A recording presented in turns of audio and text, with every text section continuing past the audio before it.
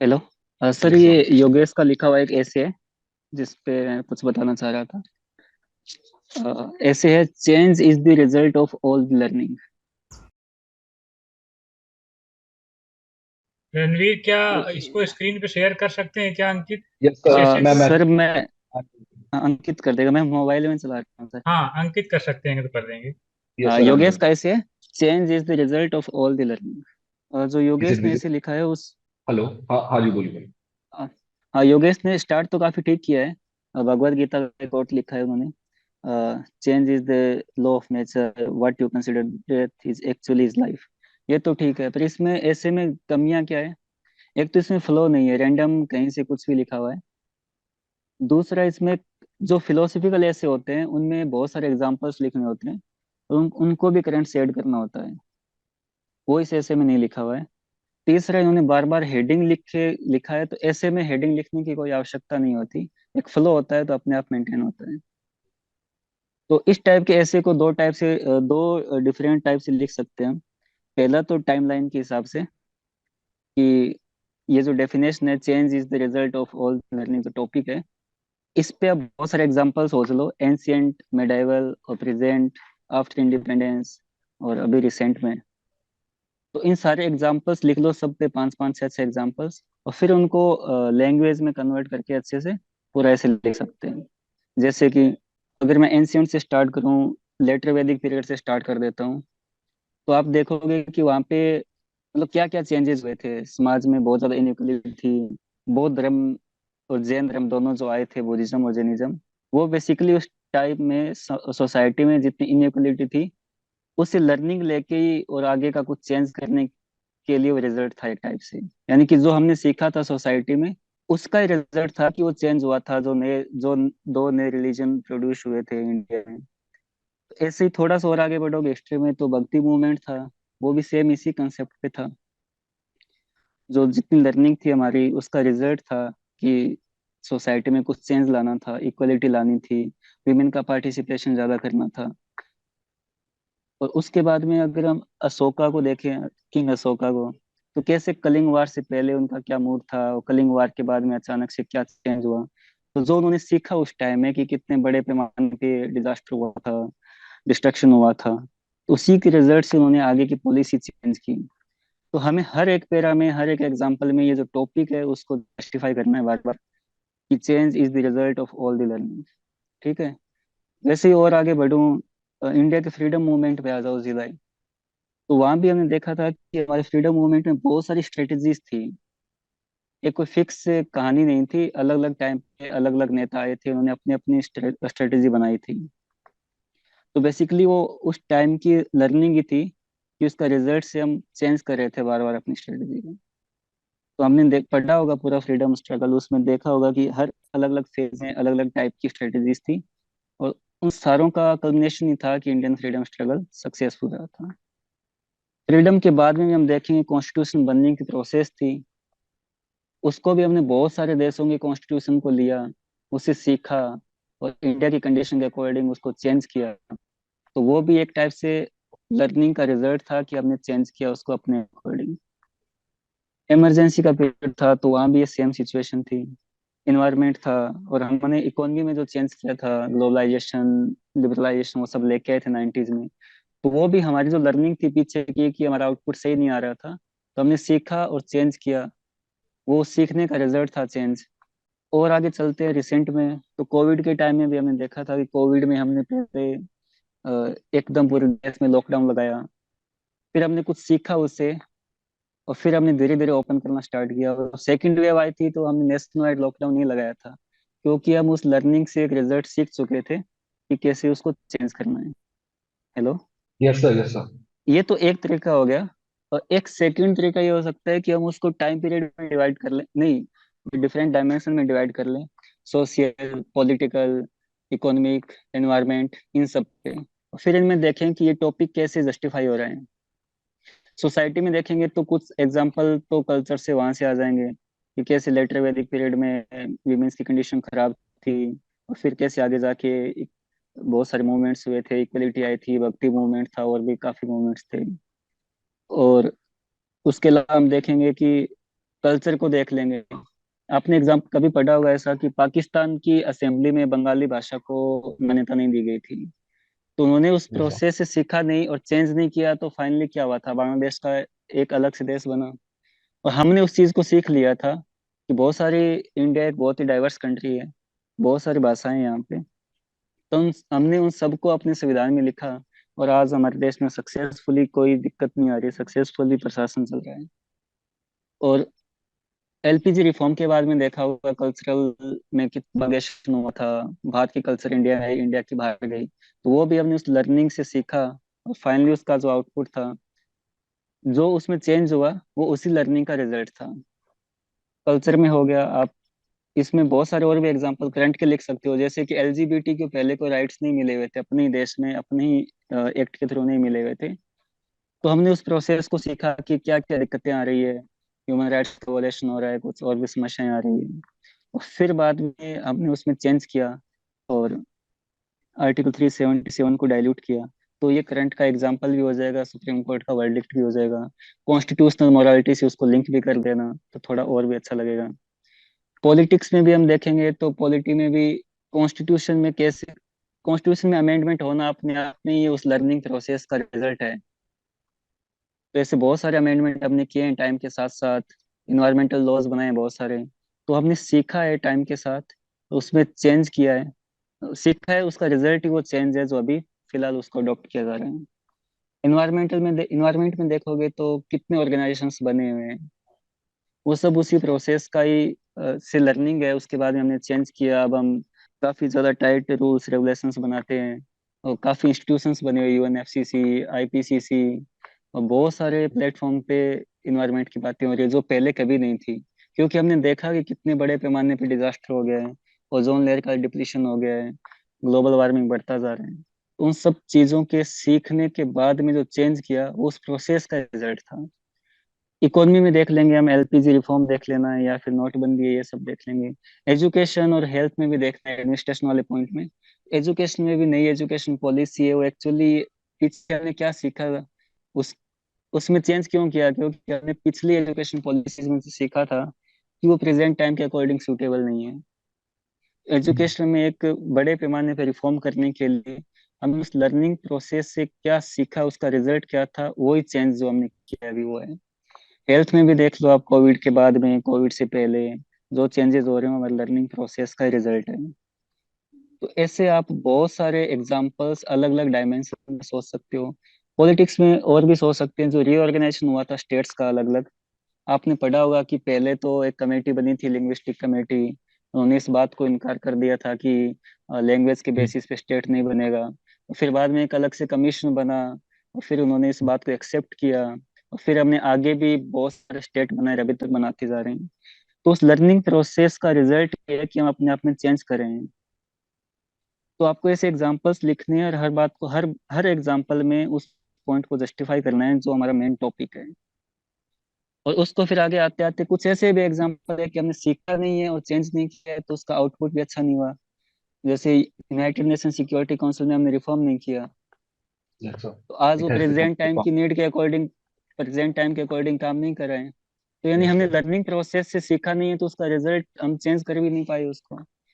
IR में और भी देख लो, इंडिया पहले नॉन अलाइनमेंट मूवमेंट में शामिल था, लेकिन टाइम के साथ हमने सीखा कि कैसे अलाइनमेंट की नेसेसिटी है, तो आज हमने बहुत सारे ग्रुप बने हुए हैं, जे वाई, रिक है, U2I2, ऐसे कितने ऑर्गेनाइज, कितने ग्रुप बने हुए हैं।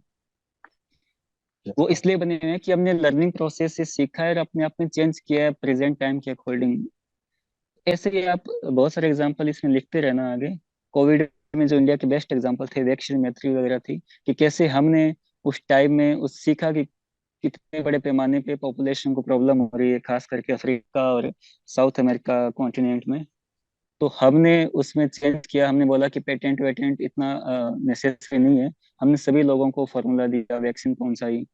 तो उसका अब क्या बेनिफिट हुआ हमें, गुडविल बढ़ी है हमारी, और एक जो बाकी देशों के साथ कांटेक्ट है वो बढ़े हैं। ऐसे ही टेररिज्म को देख लो, टेररिज्म के बारे में पहले इतनी न्यूज़ नहीं थी, लेकिन देखा कि बड़े पैमाने पे अलग अलग देशों में बड़े जनधन की हानि हो रही है। तो उस लर्निंग प्रोसेस का रिजल्ट ये हुआ था कि अब थोड़ा थोड़ा चेंज हो रहा है, बड़े बड़े ऑर्गेनाइजेशन है, SCO है, ब्रिक्स है, यूनाइटेड नेशन है, वहाँ पे इसके बारे में बातें हो रही है। क्लाइमेट चेंज सेम एग्जांपल है, तो जब एंडिंग करो ना आप ऐसे की, तो रिसेंट वाले एग्जांपल है, क्लाइमेट चेंज है, टेररिज्म है, SDGs है, इन सबको कोट कर देना साथ साथ, और फाइनली ऐसे खत्म हो जाए। हमें इतना ही तो लिखना है, 7-8 पेज तो लिखने होते हैं वहाँ पे। तो मेरे हिसाब Yes, से sir. मैंने ऐसे एग्जांपल्स के थ्रू बता दिया। अगर फिर भी आपको डाउट हो तो एक बार आप पूछ सकते हो। तो इस टाइप की जो फिलोसफिकल एसेज है वो उनको ऐसे ही लिखना होता है, उसमें बहुत सारे एग्जांपल्स लिखने होते हैं, Sure. और फिलोसफिकल बातें नहीं लिखनी होती, उसको एग्जांपल्स के थ्रू जस्टिफाई करना होता है। अगर वापिस फिलोसफिकल लिख देंगे तो फिर सामने वाले को समझ में कैसे आएगा कि आपने उस टॉपिक का मीनिंग क्या निकाला है। तो सब डायमेंशंस की बहुत सारे एग्जांपल्स हो जाएंगे, हम जस्टिफाई कर देंगे, करंट से लिंक कर देंगे, तो उनको लगेगा कि इस टॉपिक को अच्छे से समझा गया है। मुझे लगता है कि जो स्टैटिक टॉपिक आते थे उनसे ज्यादा बेटर होता है फिलोसफिकल ऐसे। इनमें ज्यादा फैक्ट और डेटा नहीं लिखना पड़ता है, इनमें बहुत सारे एग्जांपल्स लिखने होते हैं जो हमने GS में पढ़े भी होते हैं। तो Okay, sir. मेरे हिसाब से मैंने काफी बता दिया। अगर फिर भी आपको कुछ पूछना हो तो आप बताओ। अंकित, सर फिर भी। सर मैंने योगेश का इथिक्स का टेस्ट चेक किया है, क्या हमारे पास समय है अभी उसे डिस्कस करने का? हाँ एमान, हम लोग उसको क्विकली कर सकते हैं, वी कैन डिस्कस इट। अच्छा, हाँ, तो कौन सा पेपर? अंकित से मैं रिक्वेस्ट करूंगी कि उनका टेस्ट 20 एक बार ओपन कर दीजिए। इससे पहले जो उन्होंने फाइल शेयर करी थी ना, उसमें क्वेश्चंस हैं, तो एक बार आप स्प्लिट स्क्रीन से वो भी ओपन कर सकते हैं क्या? ऑल्दो मैं अपनी एक दूसरी डिवाइस से ज्वाइन करने की कोशिश कर रही हूँ। मीटिंग का पासकोड 1 सेकेंड।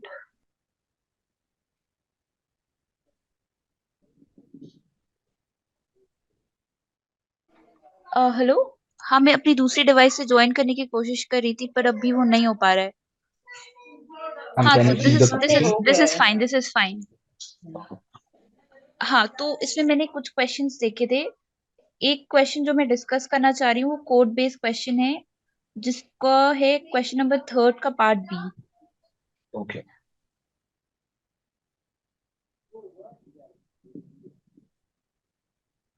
Yes, ma'am.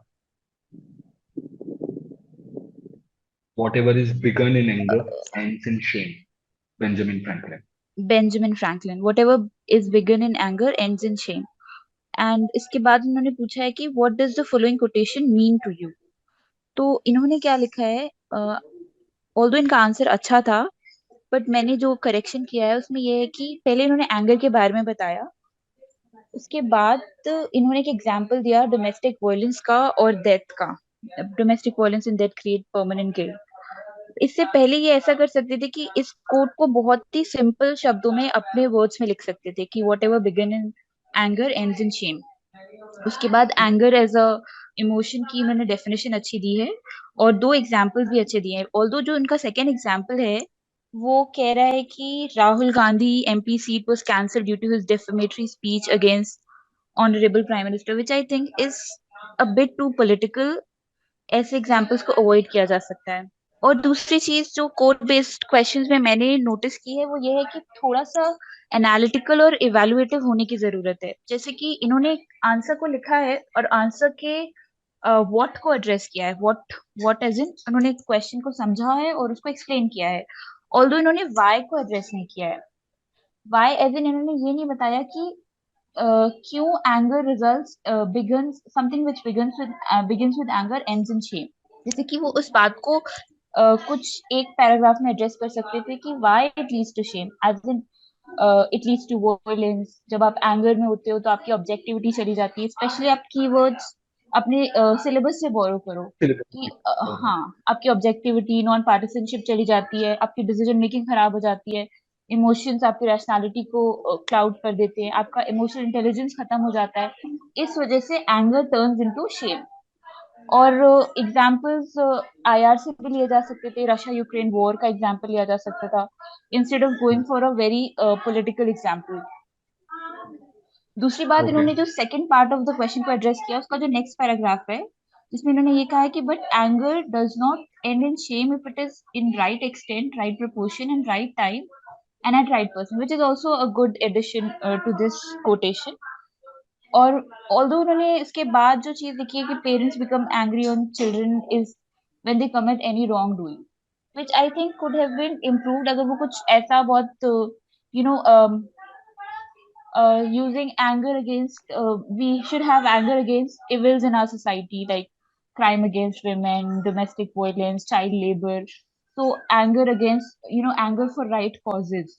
ये वाला आप Okay. अगर पिक्चर दिखाते instead of going for something like parents का बच्चों पे गुस्सा, तो Okay. ये वाला साइड दिखा के एंगर की यूटिलिटी को भी एड्रेस किया जा सकता है. फिर उनकी जो एक लाइन है वो मुझे अच्छी लगी कि it should be for the right cause in the right proportion at the right time. Okay. तो दोनों साइड ऑफ द क्वेश्चन को भी कोटेशन को भी एड्रेस किया है. बहुत सारे लोग कोटेशन की स्टेटमेंट की आंसर्स भी कोटेशन से स्टार्ट करते हैं. जैसे कुछ टॉपर्स की कॉपीज आप देख सकते हैं, उसमें ये दिखाते हैं. तो एक कोटेशन गौतम बुद्धा की बहुत फेमस है अबाउट एंगर कि it is like holding a fired coal in your hand and expecting to throw it to someone else. मतलब आपके हाथ में जलता हुआ कोयला है और आप एक्सपेक्ट कर रहे हो कि you will throw it on someone else. So it's gonna harm you and it will end in shame. So एक टॉपर कॉपीज में ये चीज देखी जाती है कि कोटेशन को कोटेशन से शुरू किया जाता है. इफ यू हैव अगर आपके पास कोटेशन की कोई लिस्ट है उसमें आपने इमोशंस लाइक एंगर, करेज, ये सारी although courage is not an emotion, इन सब पे आपने एक कोटेशन बनाए हुए हैं ना, तो अगर आप उसको एड्रेस करोगे और उससे मिलता जुलता कोटेशन डालोगे तो एक बहुत अच्छा इंप्रेशन जाता है. और एक और चीज मुझे ऐसा लगा कि इसमें एक एडिशन और किया जा सकता था जो उसको बहुत अच्छे से होलिस्टिकली एड्रेस करता. जब बात एंगर की हुई है which is an issue in ethics, तो एक या दो शब्द या एक या दो लाइन इस बात को एड्रेस करे कि हम एंगर को कैसे ओवरकम करेंगे. So this is also needed. Okay. अगर ये भी Got it. एडिशन हो जाता है तो ये बहुत होलिस्टिक आंसर हो जाता. तो ये एक मैम कोड 10 मार्कर्स के लिए 2 ही पेज मिल रहे हैं, 3 तो नहीं मिल रहे ना? नहीं नहीं 3 नहीं मिल रहे हैं, पर आप इसको एक एक पैराग्राफ में लिख सकते हो. पहले पैराग्राफ में आप उसको एक्सप्लेन करें अपने सिंपल वर्ड्स में. उसके बाद आप एक अच्छा एग्जाम्पल दीजिए. उसके बाद आप बताइए कि क्यों, उसका थोड़ा एनालिसिस करो आप कि ये ऐसा क्यों हो रहा है. उसके बाद आप उसके काउंटर करो कि कहीं कहीं एंगर जरूरी होता है. उसके बाद एक और पैराग्राफ की आप एड्रेस करो, ऊपर के 3 नीचे के 3 पैराग्राफ. या फिर आप points, you Okay. Can go for points also. Points में थोड़ा ज्यादा आसानी हो जाएगी, बट मोस्टली लोग कोड बेस को पैराग्राफ्स में आंसर लिखते हैं. तो टू टू आप श्रुति शर्मा मैम के आंसर्स अगर देखेंगे कोड बेस के, तो उनके आंसर्स का मैंने यही एनालिसिस किया था कोड बेस्ड क्वेश्चंस का कि she used to address code based questions in this manner only. Starting with another code. Starting with another code if she gets another code. Otherwise, first, putting the whole gist of the code in very simple words, and then Okay. giving a very relevant example from current affairs, and then analyzing the code, why it is said, why people act in certain manner, and why it results in shame, and then answering how it can be addressed. Because Okay. How sometimes to when you leave the answer with some issue and not some solution, some sort of solution, some way forward. कभी आप कोई issue के साथ खत्म कर रहे हो तो it's not a very good idea. एक वे फॉरवर्ड या दो वे फॉरवर्ड बाकी के जीएस पेपर्स में, और जीएस 4 में some sort of integrity training या कोई भी solution, social what is that, socialisation, कोई भी बात ऐसी लिखे जो इसको एड्रेस भी करे. आपकी एथिकल नॉलेज से आप उसको एड्रेस कैसे करते हो, this is also very important. Any other question, ma'am, in this copy? Another question जो मैंने देखा इनका बहुत क्लोजली, वो ये वाला था. सेकेंड क्वेश्चन जो है फर्स्ट का part B, it is attitude is the little thing that makes big difference. In what ways does attitude influence thoughts and behaviors? हम्म. इसका मुझे स्ट्रक्चरिंग का थोड़ा सा इशू लगा, ऑल्दो सबका कंटेंट मोर और लेस सेम होता है, बट हाँ एग्जाम्पल से बहुत बड़ा वेरिएशन आ जाता है. तो आप एक बार आंसर वाली स्क्रीन को जूम करेंगे. एटीट्यूड का उन्होंने डेफिनेशन लिखा, फिर एक एग्जाम्पल लिखा, फिर उनसे पूछा गया था कि एक स्टेटमेंट दी गई थी कि attitude is a little thing that makes a big difference. तो इसके बारे में इन्होंने एक एग्जाम्पल लिखा है, बट आई थिंक एक दो पॉइंट्स इसको एड्रेस करते हुए स्टेटमेंट को लिखने आने चाहिए थे. और उसके बाद जो क्वेश्चन है उसमें भी दो पार्ट्स है. In what ways it addresses the thoughts and behaviours. तो एक बार थॉट्स को एड्रेस करना चाहिए था और एक बार बिहेवियर को एड्रेस करना चाहिए था. How Okay. Attitude influences thoughts, उसमें 3-4 पॉइंट्स जितने भी जनरेट हो पा रहे. उसके बाद हाउ इट इन्फ्लुएंसेस बिहेवियर्स, उसमें Okay. 3-4 पॉइंट्स. और अगर एग्जांपल्स आ पा रहे हैं वेल एंड गुड. क्योंकि यहाँ पे मुझे मिसिंग लगा, उन्होंने जो एटीट्यूड के बारे में पढ़ा है उन्हें वो सब लिख दिया है, but it is not catering to the demand of the question. तो आपकी नॉलेज का जो भी है उसको आंसर के हिसाब से मोल्ड करना है. और अगेन एग्जांपल्स तो बहुत वैल्यू ऐड करते ही हैं, relevant examples. So I think we have this much time. इससे पहले भी एक उन्होंने कोटेशन बेस्ड क्वेश्चन करा था, विच आई थिंक इज इनकम्प्लीट, क्योंकि वो एक ही पेज में आंसर है Okay. पॉलिटिकल एटीट्यूड्स के बारे में. Yes, ma'am. बट इसको डिस्कस किया जा सकता है कि आप इसको कैसे लिखते. Yes, थर्ड का ma'am. Part A, it says Discuss with political suitable attitude. illustration. Yes Yes. Yes, go ahead. Political attitude has as much to do with society as with politics. Discuss with suitable illustration. So, yeah, that's the question. So, it tells us about the dispensation or the ideology that the different groups are following. For example, communism, liberalism, libertarianism. These are the different ideologies that individuals can subscribe to, or that's their attitude that determines their actions towards other things as well. Right, Malab? That's the idea I'm getting from the question. To like Can you come divide it again? in- Political attitude has much to do with society as with politics. What is the idea that you are getting? uh, that the political attitudes defines the broad groups ideologies, the ideologies of different groups. So, for example, liberalism, communism, these are the political attitudes across the spectrum. So it helps in subscribing to one certain ideology or one certain group. When you want to become a member of a certain group, uh, you first of all try to adhere to or conform yourselves to these kind of political attitudes, right? And also, in today's day and age, I guess political attitude is gaining importance. Like our friend circle is limited to, or our WhatsApp groups are divided into the kind of political parties that we support or the political ideas that we subscribe to, right? So this political attitude can be seen as division in society, or yeah, that's that's that's the thing I'm getting. I think it has something to do with how whatever political attitude that you carry, Yes, it is not just related to the politics, but also to the society you live in. yes, It has as much to do with the society as with the politics. yes, As in, let's say कि आप there were people living in Nazi Germany, and the society was uh, different from okay, today's society. So it was not just okay, the politics of the time, but also the society. yes, So there are societies like the society of Afghanistan.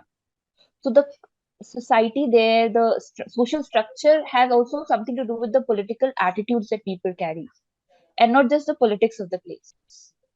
okay. So we can like divide the political attitude as your subset. It is like influencing the different aspects of your social Ah, life as well. Like exactly. What is just like you said, influencing the Afghans. Yes, yes? ma'am. What is influencing the political attitude? Is it just the politics or the society as well? Okay, I okay, think this question wants you to talk about how political attitude is influenced by society, but not just by the politics, but also by society in a great way. okay. And then they want you to come up with illustration, like I just mentioned the Nazi society of that time, or the Afghan society जो कि बहुत tribal in nature है. तो वहाँ के लोगों का जो political attitude है, it has to do with how वहाँ के modes of production है, वहाँ की जो social structure है, और से यूरोपियन सोसाइटी जैसी है, वहाँ वो इन्फ्लुएंस करती है वहाँ के लोगों का पॉलिटिकल एटीट्यूड. और Indian society, Indian you can divide it across time and space. आप नाजी जर्मनी की भी बात कर सकते हो, आप स्पेस में अफगानिस्तान और जापान की भी बात कर सकते हो, जापानी सोसाइटी कैसे जापानीज पॉलिटिकल एटीट्यूड को इन्फ्लुएंस करती है. Okay, ma'am. Yes. So I think this question wants us to write in that manner. Although एक अगर इसके कोई और कुछ ऐड करना चाहता है तो they can. इसके लास्ट वाले पार्ट में can we say that political attitude also influences the society as well? Like Yes, right yes, now, very good value addition, very good value addition. How political attitude also influences society, yes. Or you can say how in some places the politics of the place is a bigger player in the political attitude than the society of the place. और कोई mentor कुछ add करना चाहते हैं इस question में, then they can go ahead. Okay. इसकी और कुछ interpretation if anyone wants to add, the society and the politics part. Ma'am एक वाला जो आइडिया मेरे दिमाग में ये फर्स्ट हिट किया था, मतलब how the political attitude has entered into our dining rooms and divided our friends groups and everyone else. Like if you go to your WhatsApp, you'll have your friends or WhatsApp groups dedicated to a certain kind of community, dedicated to perhaps, just for example, I will not quote this, BJP wale BJP supporters, like the AAP supporters. So we are divided into our political attitude has taken a major chunk of our identity now these days. Oh, so you are saying the society is become polarized, so the political attitude. Yes. Yes, We ma'am. can say that, but I don't think if how like if we can How write it's such relevant. examples Yes, or exactly. not. So that's my major problem. Okay, I understood the question. I get some points, but I could not structure it properly in GS4. GS4 especially. इसमें थोड़ा सा time लगता है मुझे structure करने में answers. ठीक है, but your approach was good. I'll follow. I'll try to write this same question with your approach. Okay, I think this is it from my side. Thank you. Okay, मुझे लगता है अगर आप किसी को कुछ नहीं ऐड करना है then we should end up the session. Okay, sir. Okay, Thank you. Thank you, everyone. Thank you, sir. Yes, sir. Thank you. thank you, sir.